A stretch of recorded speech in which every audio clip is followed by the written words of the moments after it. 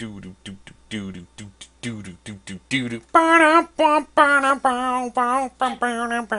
don't know. I'm creating intro music on the fly. Now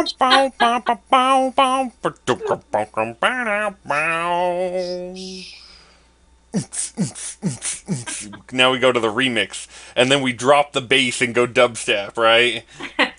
All right, here we go again. This is another episode of Yo Graphic Raps. What's going on? How you doing? Good, how are you? Drinking the water in my Beatles cup and rocking out. Nice. Yep. We totally got to get some theme music. I wish we could totally get some, like, David Byrne going on. Well, can't we just throw it up? Well, yeah, we can, but then it's copyrighted and, right. Yeah. Ass. I mean, yes, technically I could throw, But, oh well. I could just turn on some Elliot Wolof. Yeah, there we go. Oh. Yeah, so you can get some Wolof music or some... I know, I thought about that. I have a ton of old Central Valley music all over the place. Oh yeah, we should just use that. I know. I don't even have my shit on here. What the F? I know, right? Do I have to do that? Do I have to put on your music? What? Wait. I haven't transferred my hard drive, my PC hard drive, to my Mac. So that's what happened. Uh-huh. Wow, Always. we're surprisingly hell of on YouTube. Look at that. Here's a lively beginning, maybe. A what?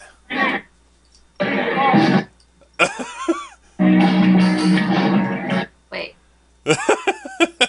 God damn it. I'm really savvy over here, aren't I? I know. Here, hold on. I got it. I gotcha. What song do we want? Brontosauri. Okay, here we go. Got it. I don't know if you can hear it though. Are you playing it? Yeah, I'm playing it. It's probably not going through Skype, but we got it on the stream. Okay. Yeah, I can't hear it whatsoever. I wonder how to feed that through Skype. Oh well, we're nerding out for no reason. Yeah, whatever. I know. We'll figure it out. Well, actually, and you know what? That's actually a good song, huh, for an intro. Because that's got a rad little intro. We should totally use that. All right. I approve. I say yes. All right. Well, then I'll cut like a 30-second chunk with a fade in and junk off of it, and cool. And we'll rock that out. Here's the bass line. What's that? Yeah. What'd you say? I said make sure it features the bass line. Oh yeah, I know. I should totally turn the bass up anti-dubstep style. All right. So anyway, we're here again. This is Will the Amazombie and Curbitron. And we are talking comics again. It's been a little while since we last got together, and our book that we read for this episode is, of course, boom, there we go, Wasteland, Volume 1, the Apocalyptic Edition. This features, I believe, the first 13 issues, I think, of the comic, something along those lines. Yeah. And, yeah, it's pretty epic. And really... there's not a ton of comic news to talk about this week before we go into really the big book, except for one thing that did happen over the past month, which of course involves one of my heroes, the great Dave Sim, that I always am worshipping. So he put on this Kickstarter. He put on to digitize. And they were going for this big release of the High Society digital book with all this extras, all this cool stuff going on. And then they were trying to shoot for a release where the first... Because High Society is an issue that's about... Or is a book that's really about politics a lot. And they were shooting for a release right before the election, too. Of the whole digital thing. And it was actually a pretty cool idea. Well... Then we get a message the other day saying, well, it's going to be pushed back for a while because the guy, Dave's assistant, who was doing all the scans and setting up a lot of the stuff, his house burnt down. Oh shit. Yeah. Hmm. And not only did his house burn down, so did all the negatives of high society. Oh my god. So they lost. And now the good part is that one, most of them were already scanned in and on a server somewhere else. So they still have a lot of that work done on that end. The bad part is they lost all the original negatives to high society. They do still have, I think, most of the original art, but they would have to redo having negatives made if they wanted to rescan. But it's a big pain in the ass. So my poor hero Dave is on the back burner for a little bit while he's trying to figure out what he's doing. But I did get let's show this off, another head sketch from him of Cerebus. A little baby Cerebus crying, little colicky Cerebus. So that's kind of neat. Says to William with best wishes, many thanks, and that was nice because this was part of the whole Kickstarter campaign anyway. So we did get these along with a note signed by him. So that's pretty neat. That's cool. I gotta read some. You have to. We are, in fact, I think we're gonna have to do High Society soon. Actually, speaking of comics and styles, his great work, his the book out of the whole Cerebus storyline that he's famous for. High Society's one, Church and State are a couple, but Jaka's story. Let me pull it down here. Jaka's story here. Okay, I've seen that. This is an absolute brilliant piece of art.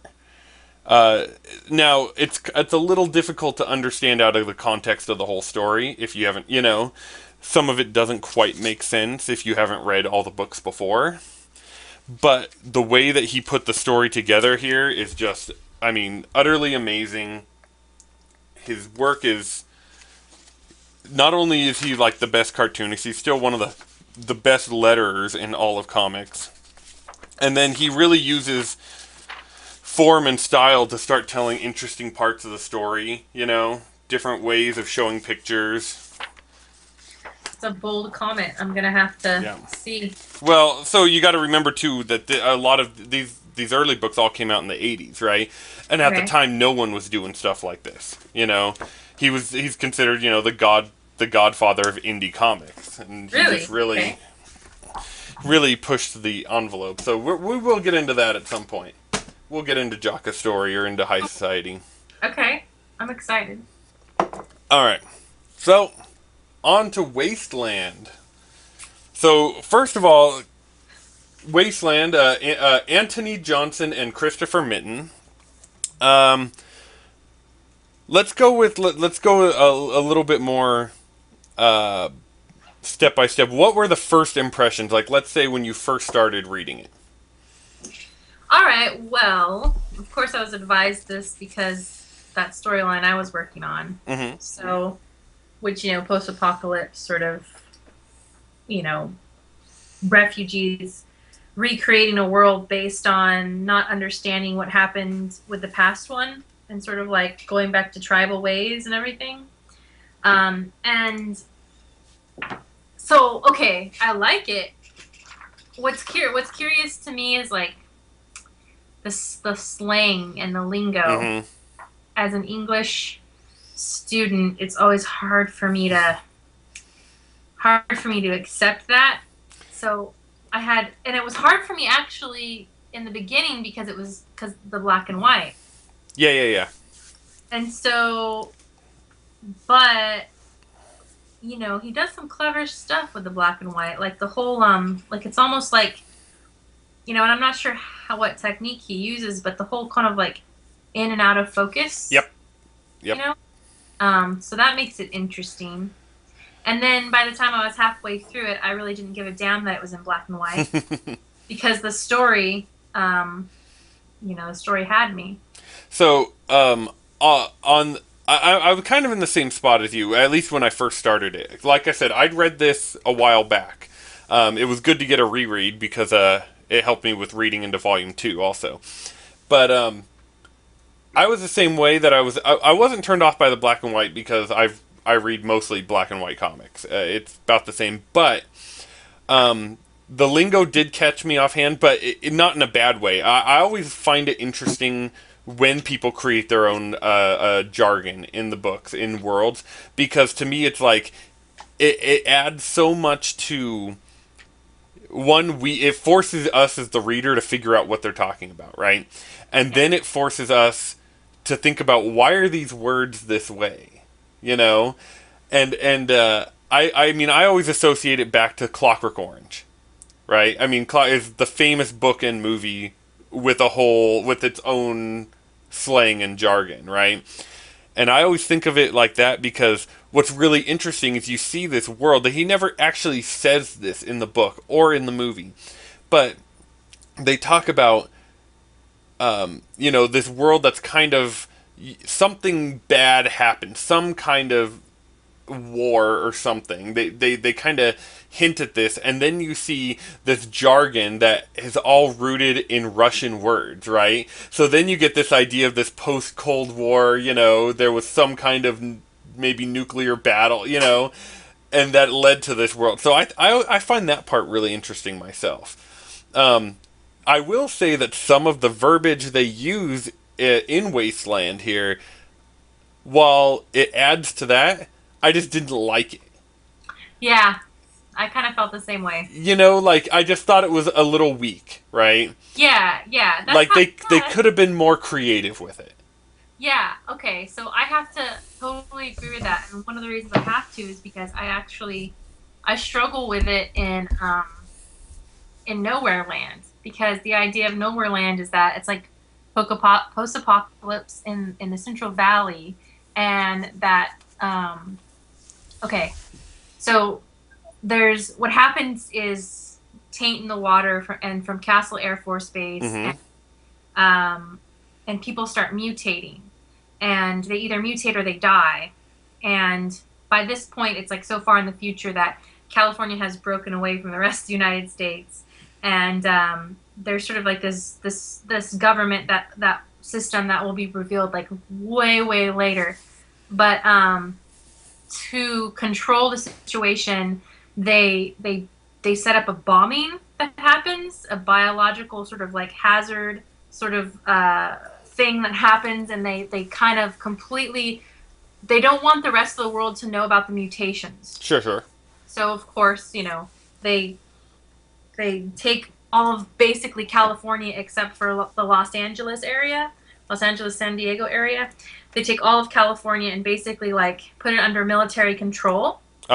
Say that there's a biohazard that has to happen, that it's and nobody can go there. That's nowhere now. Yeah. So nobody goes there. But unbeknownst to the rest of the world, the mutants that have survived still live there. And the mutants that have survived, it's been so many years now that they don't know what the world was.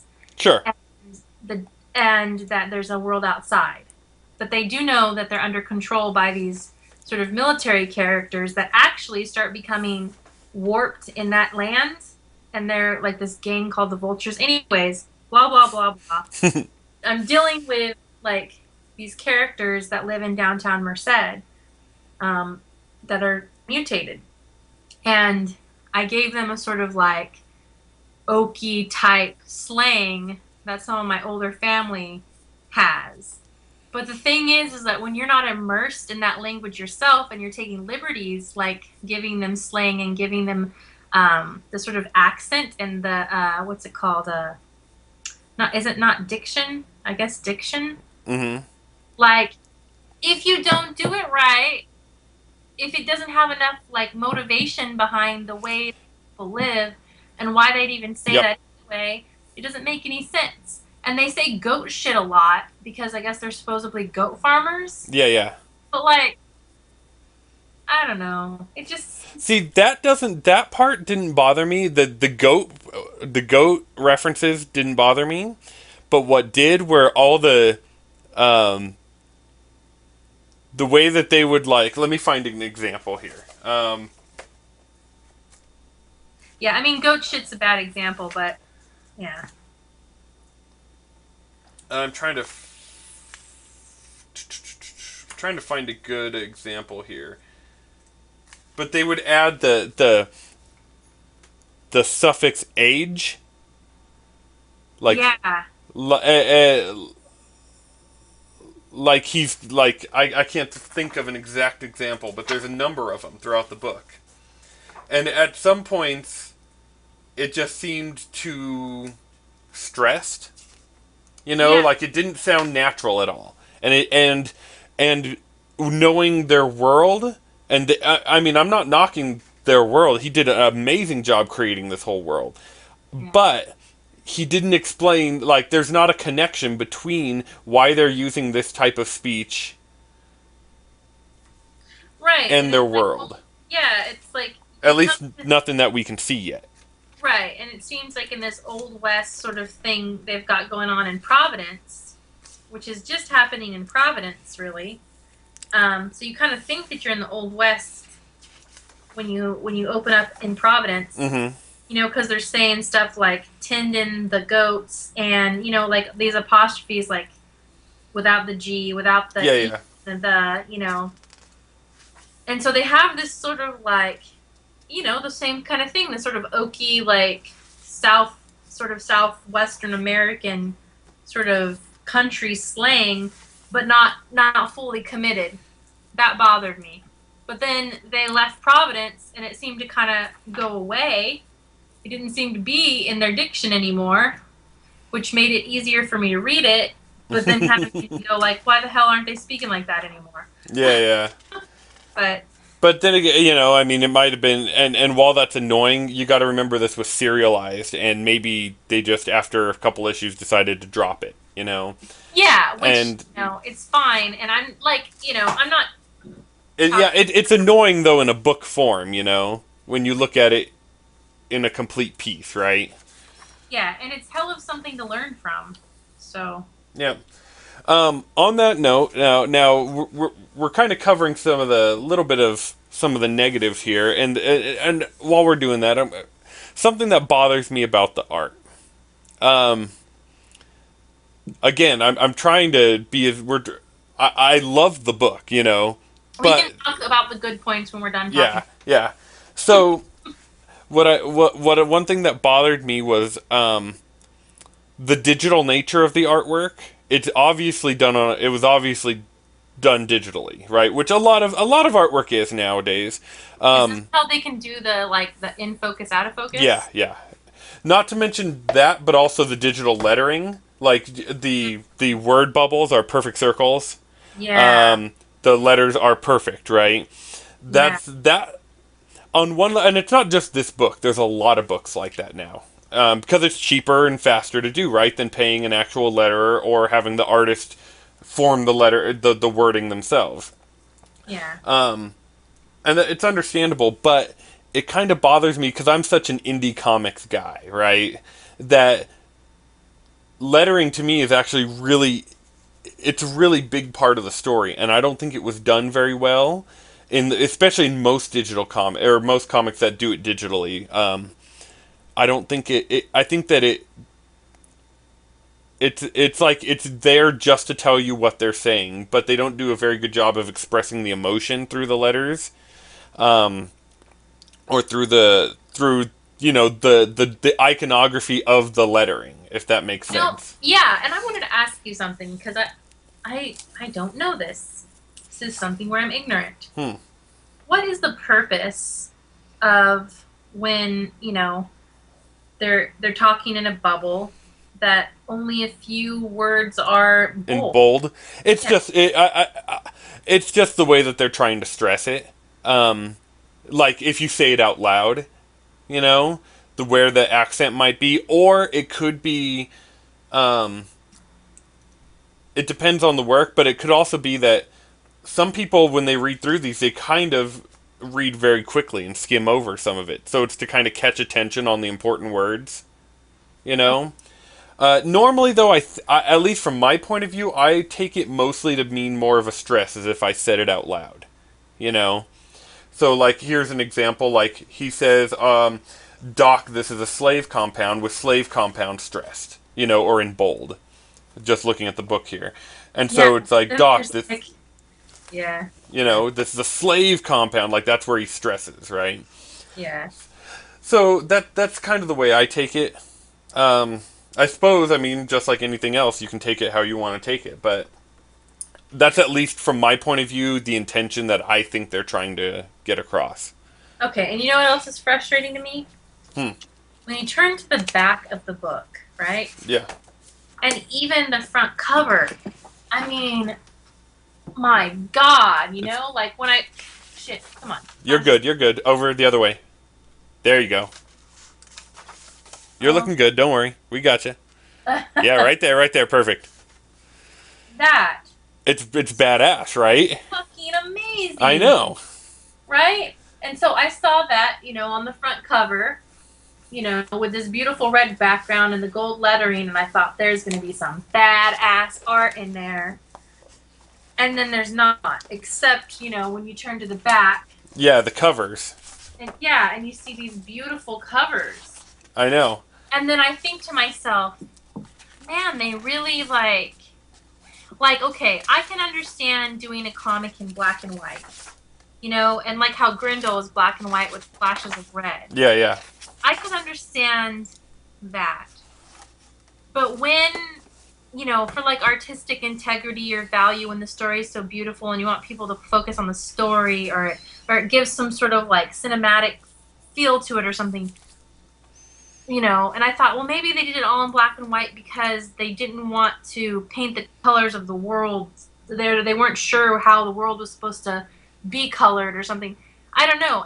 But then I turned to the back and I saw, you know, that beautiful sun guy, and then just like in the slit wrist, you know, the wrists and the rope, Yeah, yeah.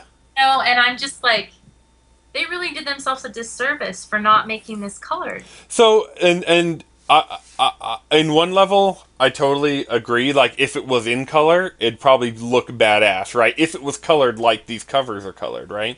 Or shit, even drawn like some of these drawings, like, you know, like you look at these drawings and it's shit. You're good. You're good. You Yeah. know, the expression in her eye, you can't see it on Skype. Yeah. The expression in her eyes in the Escape from the Killing Fields, Mm-hmm. the expression in her eyes is just fantastic. But they don't do anything like that. It's a comic. Yeah, yeah. And I don't know. So, actually, looking at this, so these covers are actually done by someone else, it looks like. Oh, shit. Why do that?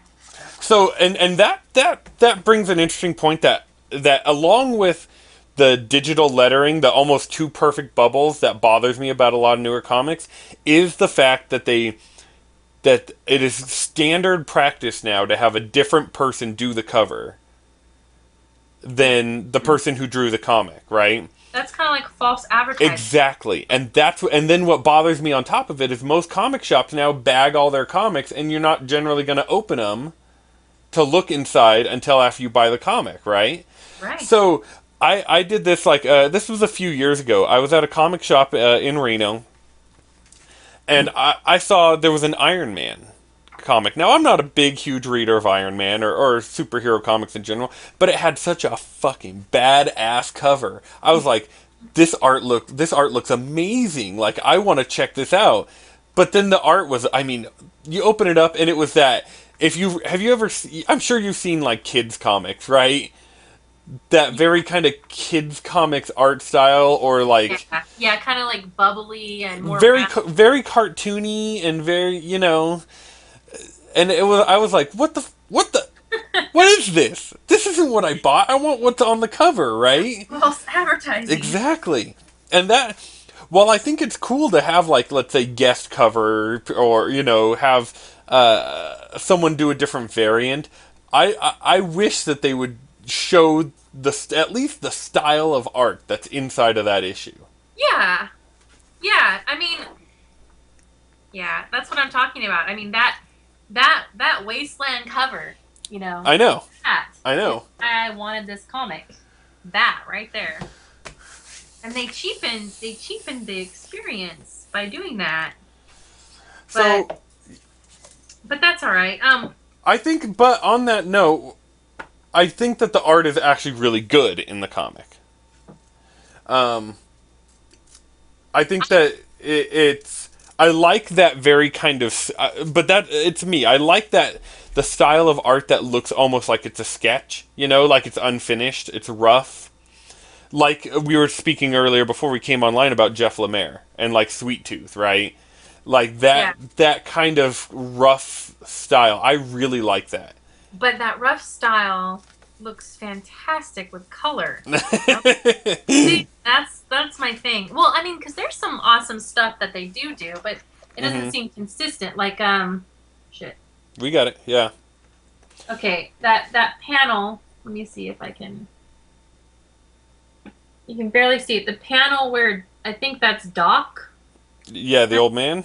Yeah. Yep. Can't see it very well, but in that panel, he's leaning against like the slave cell, Hmm. and the light is like Shining off his glasses, and yeah. yeah, Yeah. yeah, and then like the background goes out of focus with just the sense of light, and Yeah. they do that in some of the panels in the slave thing, but they don't do it consistently. Which it would have been so much more impactful if they would have done it consistently. I mean, artistic wise. Hmm. You know, it's like, well, okay, well, why from this perspective in the cell do they not do it? You know, they totally could have, and it would just look great. But I don't know. I don't. Maybe for some reason though they're trying to make certain cells stand out. Yeah, Um, I don't know. They did do, as we spoke of, an excellent job of that layering, that depth of field. You know, out of focus and three-dimensional kind of layering, where it almost at times looks like layered cartoon cells. That I yeah. think is really neat. It Um, reminded me of the last Airbender. yeah, yeah, which is fucking amazing, right? Yeah, well, I've only seen the cartoon. I don't know. Is it a comic? Oh, no, no, no. Well, they did do comics, but I'm talking about the cartoon. Yeah, the cartoon Yeah, is yeah, amazing, right? yeah. It is Um, amazing. so, and on that note, they did do. They're actually in the middle of in between series between the Last Airbender and Legend of Korra. There's a comic book series, Oh, and there's I think one more book left. It's like a 3-book series, and the first 2 are out. So, uh, good read if you're totally into the storyline, into the characters. Not that great on a comic book level. Like it's not anything special. But if you're just into the storyline, it's good to see some more of the storyline and the characters. But yeah, it's the so I like a lot of the art. I like that rough. I think that it's fine in black and white overall. Yeah, the covers look amazing, but the black and white doesn't really bother me. Like I don't have an issue with that. But what I do have an issue with is that because it's a rough style in black and white, some of the characters are hard to tell apart. yeah, Did you got this too, yeah, right? During certain parts, especially when you're I think that it's problematic in they're doing such a good job of creating this entire overarching world, right? With a history and a reasoning, right? And in that time, in this, not only are we injected into a whole new world, essentially, we're also injected to a huge cast of characters. And a lot of them, not all, I mean, a lot of them have little things that you can tell them apart. But there's, 3 or 4 that are actually quite similar. And sometimes it's hard to tell, especially when they, let's say go out of focus or go from a slightly different angle. I was like, who's that guy? Is that the slave guy? Or is that artisan guy that kind of yeah, looks like him? yeah. Yeah. Like Jacob and Skort, Yeah, yeah, exactly. artist and Skort, and then Jacob the slave, Exactly. and then the Sun Seekers or whatever. Yeah, yeah. Are they called the Sun The Seekers? singers, Sun, yeah. yeah, Which yeah. I found, actually, I find the singers one of the most interesting aspects that they haven't really delved into very much yet. Oh yeah, I like that. And don't get me wrong, I love the story. Yeah, Like yeah. I said, I cannot wait for volume 2. I love it. I think that like being pissed off about all the little intricacies that aren't right. Shows how much we care about, Yeah, because it's like It's just like, I mean, going back to Last Airbender, I'm so pissed off at M. Night Shyamalan or whatever for fucking that shit up, man. You know, like, Let's go on a little tangent here about Airbender. All right. all right. So I had never seen the cartoon for a long time. It was out, but I'd never seen it. I don't have TV, right? Like I don't have cable, so until it come out, like the whole series on Netflix, I never had a chance to see it. I saw the movie when it first came out. Oh shit. Okay, and actually, I'll admit I liked it. Really? I thought that there were major issues filmmaking wise. Yes, there was issues with dialogue. Yes, there was issue, and I could admit that right off the bat. Okay, all right. Well, But I was so the mythology was so good that it kept me intrigued. All right, I can see that. Okay, and so I mean, I was blown away. Not by the filmmaking, but just the plot, the overall mythology. The world is so good. It's so rich, right? Yeah, it's like you can't really destroy a good thing. You know? Exactly. So I was like, whoa, this is cool. Like I didn't admit it to be a good movie in any way, but it did get me into watching. It made me go back and watch the cartoons. Finally, when they were on Netflix, and then were you like, what? I was like, okay, now I understand why everyone hated the movie, right? Like now I completely understand. And now there's things that I'm like, wait a minute, why did he fuck the movie up? Like, like he made an hour and a half movie out of a whole season of a show. Why there was at least he could have made a 2-hour movie and put a lot of extra shit back in there.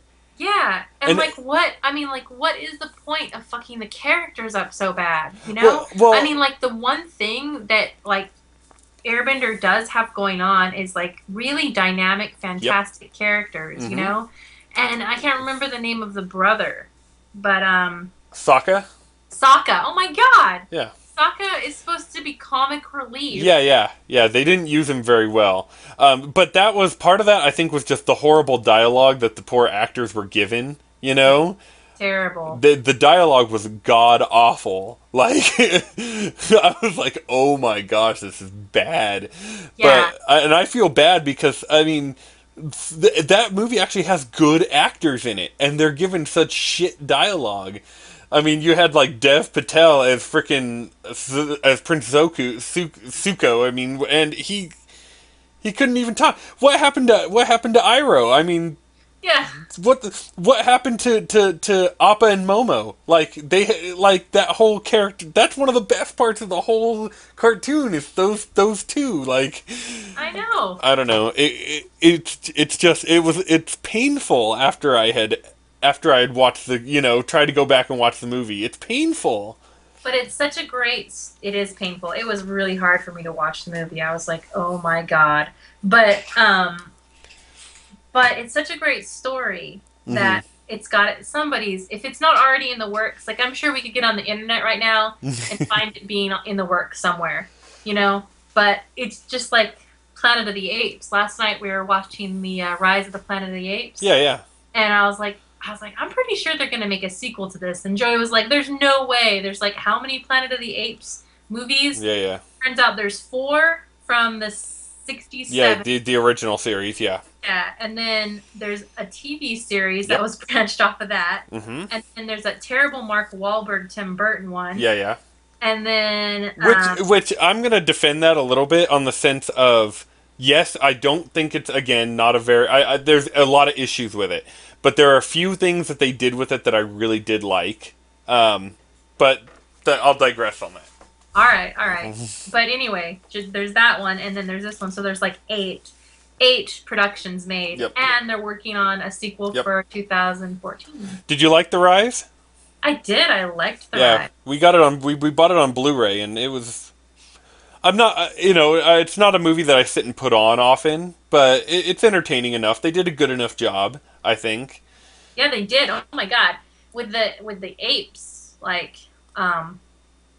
should they even be called apes? Yeah, they're apes. They're all apes. Chimpanzees are apes. Yep. Okay. The chimps, the orangutan, the gorillas, yeah. Yeah. Anyway, they did a great job with those. It's funny because after I saw it the first time, I took Ryder to Oakland Zoo, and like their chimp section. Really, like, it's closer to them than I've ever been because it's all like in this glass. It's like this biodome environment. Sure. And so they can walk right up to the glass right next to you, and they're as tall as you are, you know? Mm-hmm. And it just kind of really puts it into perspective. Oh, shit. Like, these, like, because usually you see them from far away, you know, in their enclosure. Yeah. But when they get so close to you and you really, like, realize, oh, my God, they are so much like us. Yeah. Creepy. Yeah. You're like, oh, wow, all right. Well, and most people, associate apes with monkeys, right? And so a lot of people think of them in terms of a monkey. Yeah, smaller, cuter, friendly. Yeah, right? And it's like, well, no, chimpanzees, and they're not monkeys, right? They're much more like us. I mean, they're Oh, people shit. with fur. I mean, Yeah, and they can sit there and, like, make faces at you, and you're like, oh, my God. yeah. Yeah. Yeah. No, so yeah, anyway, you know what? Let's get back to the comic. Yeah. All right. So as I don't even remember where we were talking about it. Well, we basically talked a lot about all the things that bothered us, and then we talked about how we can't wait for the next one. I know about the crap we hate and how we love and can't wait for the next one.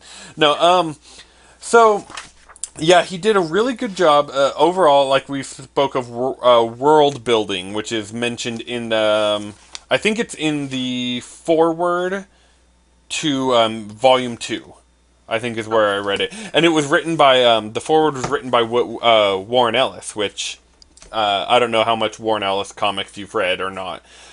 He's considered the master of post-apocalyptic comics, right? Oh, okay. That's all he does. Warren Ellis? Yeah. Okay. Warren Ellis, though, so Amber, my wife, loves Warren Ellis because she loves post-apocalyptic stuff.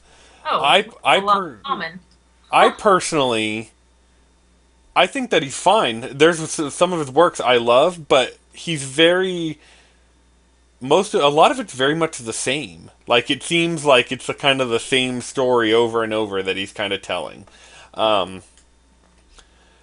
Warren Ellis wrote the foreword, and he wrote the whole thing about building this world and what a good job they did about building the world.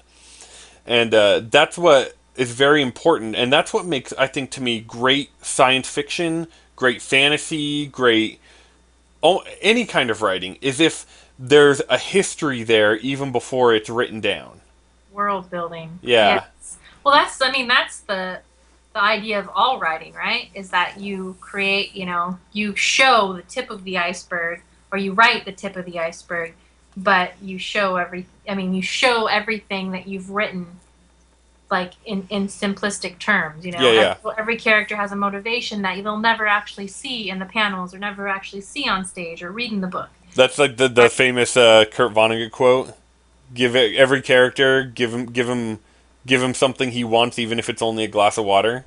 Yes. Yeah. Which which even goes back to Hemingway, his iceberg theory. That's what I'm. Yeah. I love Kurt Vonnegut too, by the way. He's my hero. That's who Curtis is named after, of course. Really? Yeah. I didn't know that. Kurt Vonnegut is my hero. I like worship him. Awesome. But so yeah, so there's some attempts. So and it brings up this question that I'm wondering about this book. I'm wondering how much they actually had planned out about the world and how much fit into place as they went along. In general, you like to think, like when you read Lord of the Rings, right? Or you read The Hobbit, you read Tolkien. Tolkien created all the world before he wrote the books, right? He created the languages, he created everything. Some of this, it feels like, and I'm not saying it's a bad thing necessarily, but it feels less like it was created beforehand, and like a little bit of it was, the overall general themes were, but then a lot of it was kind of filled in where they had spots, That's at least that's the impression I get about the way that they built the world. Yeah, I feel the same way. Like, oh shit! I just realized Warren Ellis wrote Desolation Jones. I never read that. It's fantastic, and you know who else who drew it? J.H. Williams, Oh, our okay. local Yeah. comic book artist. Yeah. Anyway, tangent. Um, yeah, their world building. Yeah, it's interesting because it's like before I've only written 30 pages of Shadow World or Mm-hmm. Shadow World, fuck, Nowhere Land. I'm tired. Um, Shadow World. Um, I've only written 30 pages of Nowhere Land, but up here, you know, I have probably 2 novels of Nowhere Land that Adam and Ben and I just like set creating, and it's extensive. But then when you get down to like writing it, you realize that, some of it conflicts. And if you're writing it in a serial situation like this comic book, I could see there being, a lot of conflicts where, you know, 6 months ago, your, ruin runner was going to have this destiny in Yeah, your, yeah. and now, you've been inspired in different ways and you want him to go a different way. And so you take him that way.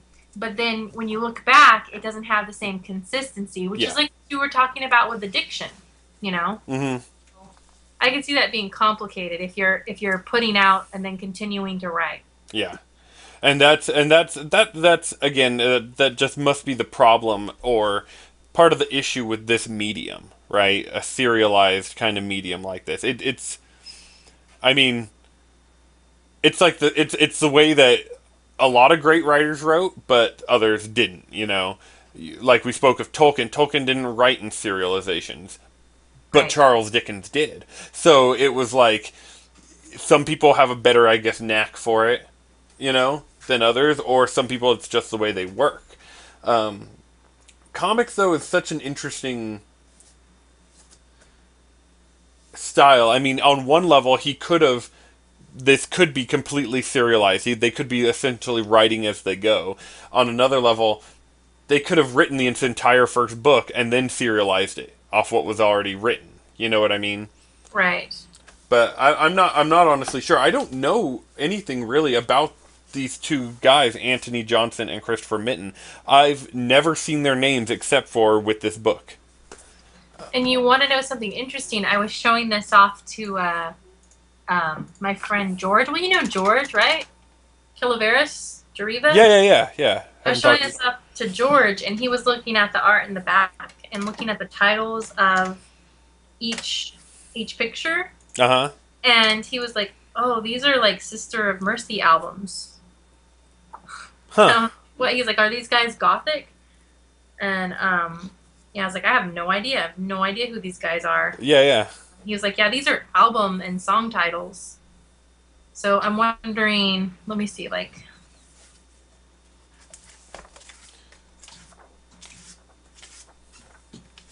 Love the internet. Yeah, some kind of. Yeah. And so I did notice the song titles, because, like, Rusty Cage was one of them. What's Rusty Cage? A song by Soundgarden. Yeah, That right. was famously covered by Johnny Cash. And Maps and Legends, right? Yeah, and I remember noticing that, Dying Freedom. Yeah, I did remember noticing that, and I didn't think much of it at the time, but now that you mention it, like, I hadn't thought about it in that way, but yeah, I did notice. I remembered them being song titles. Descend the Shades of Night, yeah. Like, yeah, I hadn't even thought about that. Hadn't connected the rest of them. I remember connecting a couple of them as I read them, but I didn't even bother to go back and actually try to connect them. Huh. That's interesting. Huh? So that's also can be kind of a throwback to, in a way, to a Watchmen, right? How each issue essentially ends with a song quote. Oh, it does? Yeah. I did not know that. Well, so each issue, ends, well, when the comic part ends, there's a few pages of extra material at the end of each issue, but when the comic part ends, the last panel is always a song quote. Let me pull off a copy here and give you an example. Look, I found some Christopher Mitten work. Yeah, I was just looking up some stuff here. Oh, wait, excuse me, they're not all song quotes. One of them ends with a Bible quote. But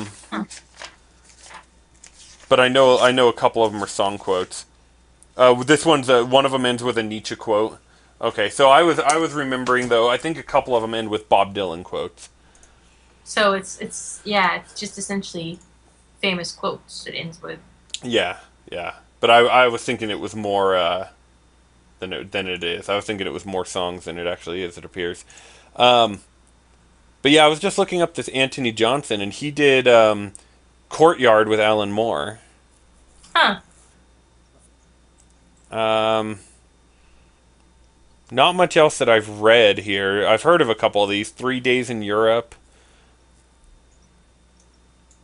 Um, 150 West. Spooked. F-Stop. Long Haul. Almost all of them with Oni Press. So he seems to pretty much work exclusively or almost exclusively with Oni Press. Doesn't that happen to them? They get Some kind do. of yeah. Because Yeah. what's his face? J.H. Williams is like has to work exclusively with DC right now. Well, For that could also be based on their contract. I mean, some of them have contracts like that. Um, Others don't. It just all depends, I think. well, anyway, all right. So you got volume two. Yeah. A little bit on volume two, without giving away much of the story. Yeah, no spoilers. Um, it Based on how kind of actiony and in depth the first book was. The second book is a little bit more drawn out. Um, I just finished it the other day, and I like it on one level, but I don't on another. Um, and one thing I read, which makes sense and makes a lot of sense going into so that you're not disappointed or if you're expecting one thing in book two, is I read that he likes to write in a sense of his stories to think of as like a big tree, right? There's a trunk and a root, and there's all these little side tangents and little branches, right? And it goes all over the place. Is there resolution? There is no, not yet. Fuck. And Is there gonna be a volume three? You think? yeah. Oh, it's still, yeah. The comic's still being made. Did it begin? Few years back. Let me look it up here. 2006. Okay. Um, I think in fact I saw something about Volume 3 coming out soon. I think I saw something recently. But yeah, they're up to 31 issues, it looks like, or more. Over 30 issues, and so these first two books cover, like, the first 20-25 issues. Okay. So it goes off, the second book goes off on just, it's like, and I had to think of it like this, it's going off on one of those branches. Yeah, it still has some of the same, the characters, and it's still involved, but it's not following a straight line to the resolution. You know Does what it I mean? follow the Ruin Runner or? Yeah. You follow Mike and Michael and Obby, but it just doesn't go where I thought they were gonna go. Again, not that it's bad. It's still a good story. I still finished it, and I'm still interested to see where they head it. It's just not quite what I was expecting by the way the first book went. Okay. But yeah, that's about it. Other than, I mean, I recommend it. It's good. I think you're into it if you're into the world. If you're into the story. It does add a whole new kind of thing to the world that they never mentioned before. It adds more to just more of the modern things going on in the world currently. Okay. So And New Beginning or New Begin. so yeah, it goes into New Begin. I mean, it's a kind of half and half. It follows, part of the story follows the stuff going on in New Begin, and part of the story follows what's going on with Michael and Abby. Okay. Yeah. It just, All right, like not anything else because I think you'll tell me too much. I know, I'm trying not to. I'm interested to talk about it, but, so what, and honestly, I'm going to ask a couple questions here that again, they don't really answer in Volume 2. So it is a little bit of a spoiler, but in the sense that they don't tell you. But what do you think is going on with the character? What caused this? Okay, so it seems like, okay, so the sun, right? The sun is really intense. So, it must be some of the ozone is burned out or something, right? So, okay, so why did the cities collapse? I don't know. If we're gonna follow like the typical sort of like futuristic plot line, Nuclear war. nuclear war, and the mutations that are happening with Abby and Ruin Runner, Michael, whatever, And the Sand People. and the Sand People, and the what are they called? The people that lived in that city. The ones with like the bubble faces, and they were sacrificing some of the people too. Oh, you mean like the caravan people, Not the caravan people, but the people that the caravan people were sacrificing. Yeah, weren't those the Sand People? Oh. No. Oh no, those weren't, huh? They were like zombie kind of looking guys. Yeah. Yeah, I forgot about that. I was thinking in my head that those were still Sand People. No, those are totally different. Yeah, they are, huh? I hadn't even so, thought about that. But yeah, okay. So we have the group of people who are getting mutated like superhero style, like Abby, powers of healing. Ruin Runner can somehow make you have memories or something, or Michael can like bring memories up in some weird mental, like maybe he has telepathic powers, but he doesn't age. We know that. Yep. So that's interesting. Abby doesn't age and can make other people not age, so that's interesting. But he also has other powers.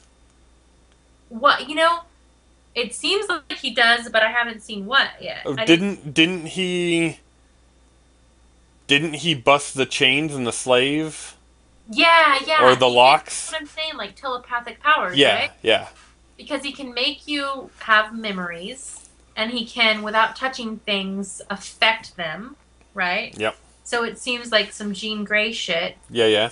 And, and so then Abby can heal. We know that. I don't seem to see any other powers. And the Sun Singers are obviously the form of religion. Yeah. The other dude that's like the other Marcus. Like Marcus, yeah. Yep. So I have a feeling that they're like brothers somehow. Yeah, they're somehow connected. Yeah, and you get this little bit of like a flashback with a lab sort of situation, which reminded me kind of like of Sweet Tooth. Yep. And so it's a sort of like thing where it's obvious that there was some ancient past, because Marcus and Michael are incredibly old, though they don't look it. So there's some past that we're going to find out when they go to Arsai or whatever. Ariasi. Yeah. Yeah. And see, that to me is something that I'm waiting for, the not necessarily the resolution of, but the Ariasi, like, and the device that tells them how to get there, apparently. Which looks like some like little poker thing. It's like a GPS, is what Yeah. Or it's actually more like a palm. Remember the old palm, Yeah. And what I'm trying to figure out is the language. So when the Sand People talk, they have a language, and if you read it enough, you can understand what they're actually trying to say, right? Yeah. Excuse me. Because it's based off... oh, man. Excuse me. Because it's based off English, and it's just kind of... It's stressed strangely. And now with the way that the Ariasi is kind of a weird word, and the way that device, the noises it makes, I'm waiting to see how that's incorporated into language. Like, what is it actually telling them? What's up with the symbol? Yeah. Oh, yeah, and the symbol as well. Yeah. And they all connect.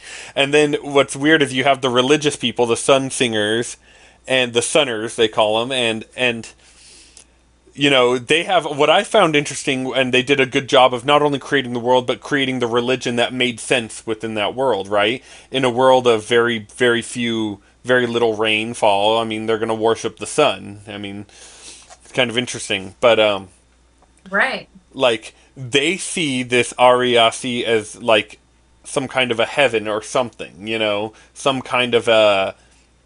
Reminds me of Waterworld a little bit. Exactly. Now, that's how I described it to a buddy of mine. I said it's kind of like Waterworld, but opposite, right? So Yeah.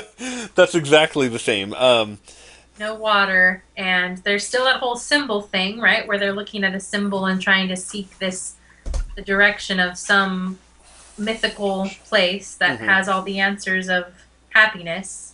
But Yep. but it's supposed to be a myth, right? Yeah, I mean, it's supposed to be and then they. Uh, I'm trying to figure out which book ends where, so that I'm not giving away. It reveals in the end that the very end of Volume 1 that Michael's been there and Yeah. he's going to take Okay. Abby.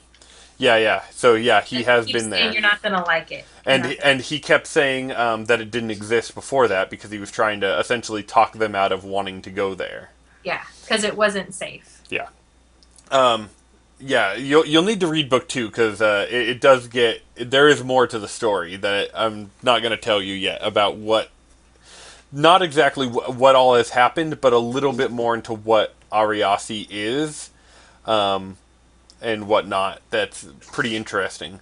But I'm trying to I can piece together based on what I've read, a part of how they kind of got to where they are today, as opposed to modern world.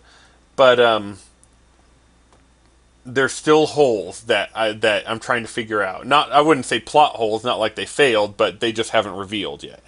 Right. And it's quite interesting. So, like I said, I'm pretty excited for Volume 3 whenever that's going to come out. I know that they do have the trade paperbacks out for, I think, the next chunk. I have to wait. I'm like that. Like with series, Yep. And comics, Yep. I like it all packaged. And see, and that's part of the whole thing about, like, I like, we were talking before about Jeff Smith and the Bone comics and Rassel. They're so good, and he's such a good cartoonist, but when you read them in the serialized issue form, you don't get much. You get so little of the story per each issue that you got to wait for the book to come out because by the time and I mean, it's independent. He's doing everything himself, so it takes 3 months an issue. Oh God. So then you don't even remember what happened in the last issue, right? Like, Yeah.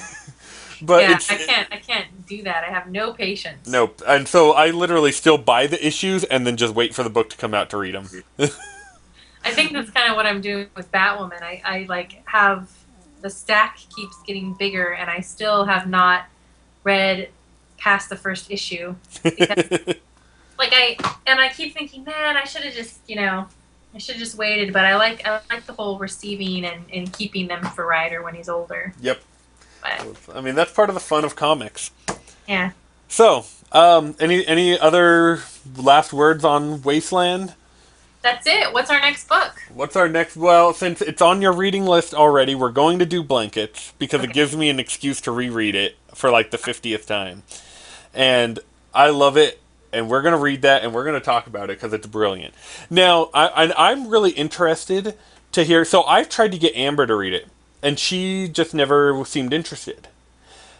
And I'm really interested to hear kind of a female perspective on the book. Okay. Because it's very much it's autobiographical from the writer's point of view, his life, grow and it's a lot about teenage years, right? Teenage confusion, things like that. And I'm just really curious to hear how a female connects to it, if they connect to it to the same level that I did as a male. You know what I mean? Yeah. So that's something that I will gladly be Kitty, move. I'll gladly be looking forward to. All right. Yeah, I'm looking forward to it. And it's not on my reading list for a couple months, but wait, September, October. It's not on my list till November, but get a head start. I'll be reading Underwater Welder. What's that? I said I will be reading Underwater Welder soon. Oh, Underwater Welder's awesome too. That's always good. But I want to read Blankets. We're gonna read Blankets. Blankets next. Yes. Right. See if we can get Tim next time. Yeah, yeah. So poor Tim's been traveling a lot. So he hasn't been very available, but he's trying. He tries. So what do you have? Anything sitting on your reading list on your desk, ready to go next? Um, well, I have to reread Watchmen, so that's my next goal. And then I think I'm doing Link. yes. This is the big hardcover edition. Oh, beautiful. I think It's, that's what I it's ordered. it's I hope I ordered gorgeous. that. Yeah. Yeah, that and the Will Eisner. So Watchmen and Will Eisner are my next on my shelf next. I just got um, Black Kiss Volume 2, the first couple issues.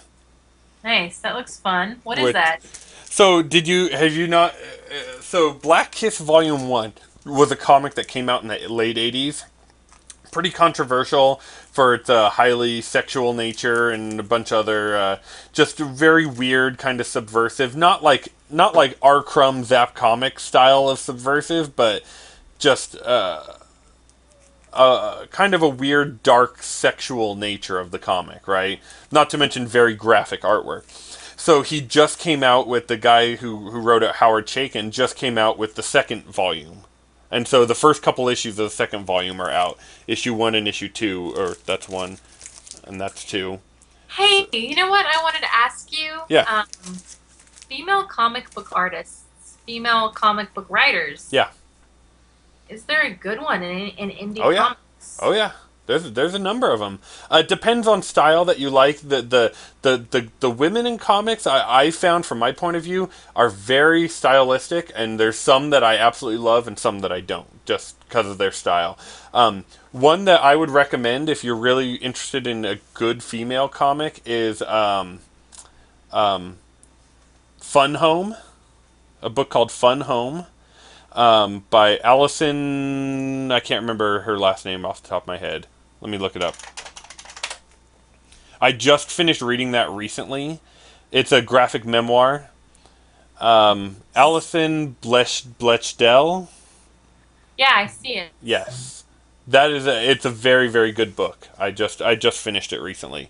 Um, Also, I'm trying to think of there's oh, what's her name?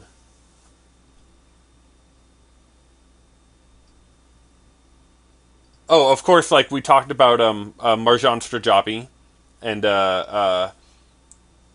Persepolis, right? Okay. Um, but that's not who I'm thinking of. Who am I thinking of? Oh, I kind of like Allison. I'm looking at some of her stuff. I gotta remember the name of this.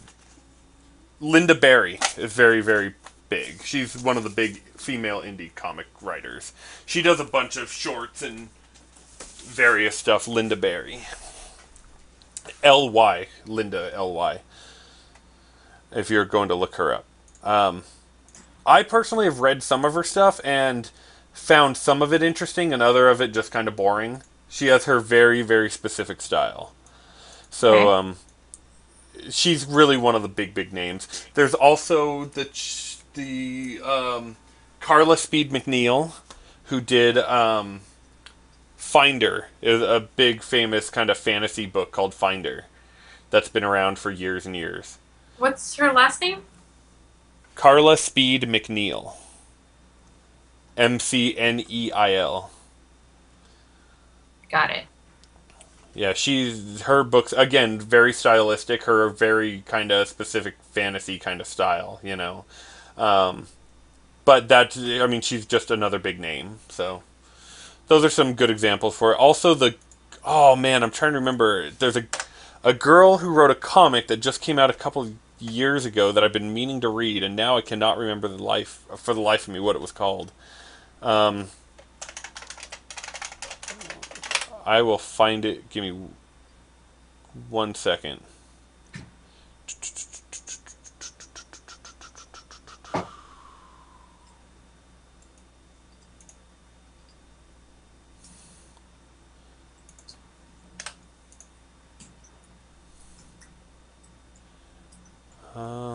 Da, da, da, da, da.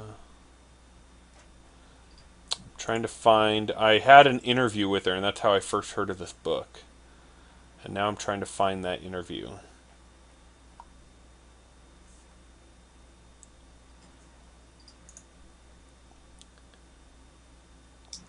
Oh, hell. Well, I found a list. Oh, well, there you go. Go with that. There's a lot of male, there's a lot of male comic book artists, not very many females. No, there's not a ton of them. At least not. Yeah, there's not really a ton of them.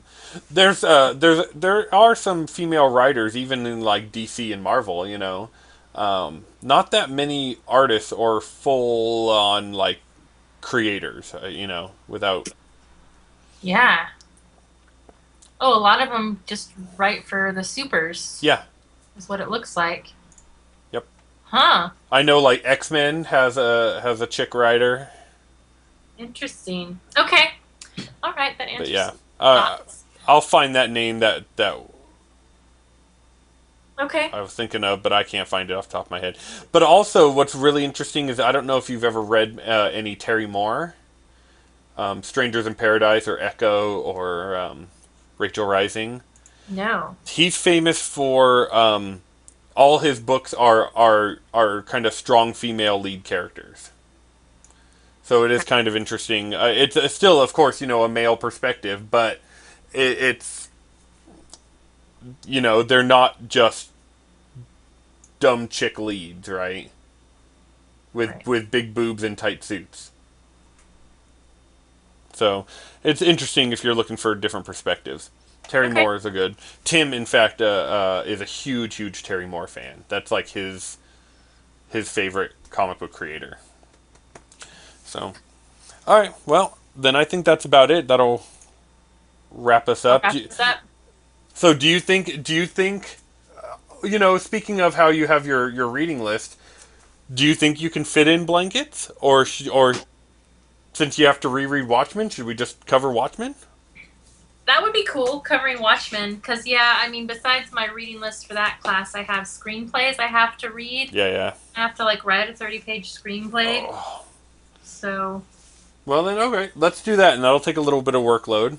Okay. I've read them all, so I can reread them again. Always fun to find a good excuse. I have a kitty here, trying to be annoying. Hi, kitty. Okay. So, then we will do Watchmen instead. Sounds great. In fact, I think I'll bust out. I have a hardcover that I've never read of it yet, so I'll read the hardcover. All right. All right. Well, then. Oh, and you know what we're gonna read soon? I just finished reading, and I finally read after so long, and we're gonna have to talk about it sometime. We'll have to reread it. And is the original Akira comic? Okay. Which I'm sure you've seen the movie, right? Yeah, anime, right? Yeah. Yeah. Mm-hmm. Well, I just finished reading the comic, and it's bad as fuck. I was like, hell yeah. Me. Cool. All right. Well, then we'll do Watchmen, and I think that's pretty much going to wrap up this show, unless you got any last words or anything to add. I have none. Well, then fucking A. Hopefully we can get together sometime in about a month. Maybe we can actually have Tim join us at some point. Poor guy. He works his tail off, so. All right. Then that'll be it, and thanks for joining us. Thank you. Okay. Bye.